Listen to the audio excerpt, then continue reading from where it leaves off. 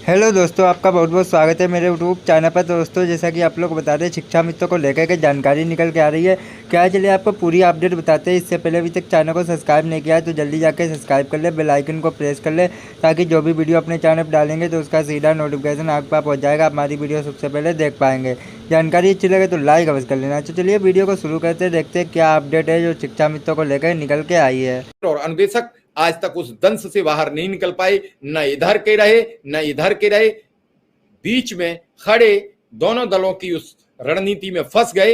एक ने काम किया था, उसे वोट नहीं दिया, और जिसने काम नहीं किया था उसे वोट दे दिया, उसने उसकी अहमियत नहीं समझी। 2017 में फिर आप लोगों को एक आश्वासन दिया गया।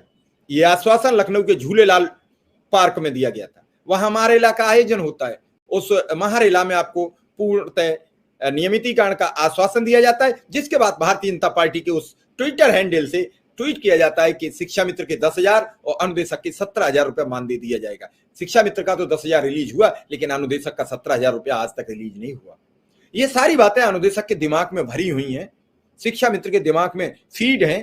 पिछले 2017 के बाद लगातार शिक्षा मित्र संघर्ष करता रहा। उसने कई बार लखनऊ के धरना प्रदर्शन भी किया, और आज तक सरकार पर अपना विश्वास कायम नहीं कर सका। सरकार विश्वास क्यों नहीं करती है, ये तो सरकार तय करेगी। लेकिन फिलहाल अनुदेशक और शिक्षा मित्र अगर भाजपा को एक मुश्त वोट नहीं देते हैं तो सत्ता में कैसे आ पाते हैं? आप फिर 64 सीटें कैसे लोकसभा की जीतते हैं, और लगातार आप नगर निगम जीतते हैं, नगर पालिका परिषद जीतते हैं? ये आप कह रहे हैं, मैं नहीं कह रहा हूं। और चुनाव में एक बड़े परचम फहराते रहते हैं। उसके बावजूद भी अगर एक कलम अनुदेशक शिक्षा मित्र के मामले में कहीं रेंगती है तो वो नहीं। और इसी का लेकर मैं सरकार को, भारतीय जनता पार्टी को आगाह कर रहा हूं कि लोकसभा चुनाव से पहले अगर अनुदेशक शिक्षा मित्रों की बात नहीं मानी तो काफी मुश्किलात खड़ी होंगी। जिस तरीके से अन्य राज्यों में भी मुश्किलात का सामना करना पड़ रहा है। आज राजस्थान की जो सूची जारी हुई उसमें 7 सांसद इन्हें उतारने पड़े। 47 कैंडिडेट की लिस्ट एक जारी की है, उसमें 7 सांसद मौजूदा उतारे हैं।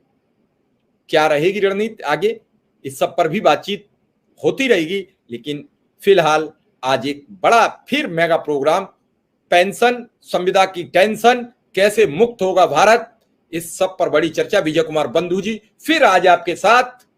तो मैं अनुदेशक और शिक्षा मित्रों से अपील करूंगा, एक बार फिर आज रेला दिखा दीजिए और साबित कीजिए कि वास्तव में हम साथ हैं, हम एक हैं, हम सब मिलकर ये लड़ाई लड़ेंगे। जो हमें अधिकार देगा हम उसी के लिए वोट करेंगे। वोट की चोट ही आपको न्याय दिलाती है। 7 बजे फिर राहुल गांधी ने आज एक नई लाइन छोड़ दी है कि दलित पिछड़े की हम सम्मान की बात करेंगे, दलित पिछड़े हम जाति जनगणना कराएंगे। वहीं भारतीय जनता पार्टी लद्दाख, जिसका भारतीय जनता पार्टी ने धारा 370 हटाने के बाद निर्माण किया है, संघ शासित प्रदेश है, जहां आज चुनाव हुआ और भारतीय जनता पार्टी को सिर्फ महज 2 सीटों पर वहां सिमट के जनता ने रख दिया। 22 सीटें कांग्रेस और कांग्रेस के समर्थक दल जीते हैं। कांग्रेस का वहां मेयर बनेगा और पूरा चुनाव संघीय राज्य में वहीं खड़ा रह गया जहां बीजेपी को बड़े सपने थे। क्या 370 का कश्मीर में लोकसभा चुनाव में असर पड़ेगा? ये सब बड़े मुद्दे हैं। देखना यह होगा कि जनता के काम करने वाले आगे बढ़ेंगे या जनता के साथ मिस मैच करने वाले लोग आगे बढ़ेंगे। आप वादा कीजिए, आपने वादा किया 1 करोड़ रोजगार का। बस दोस्तों, यही जानकारी थी। अगर आपको अच्छी लगी है तो लाइक कर लेना, चैनल को सब्सक्राइब कर लेना, ताकि हम आपको इसी तरीके की पल पल की अपडेट आप तक पहुंचाते रहेंगे। आप हमेशा अपडेट रहेंगे। धन्यवाद।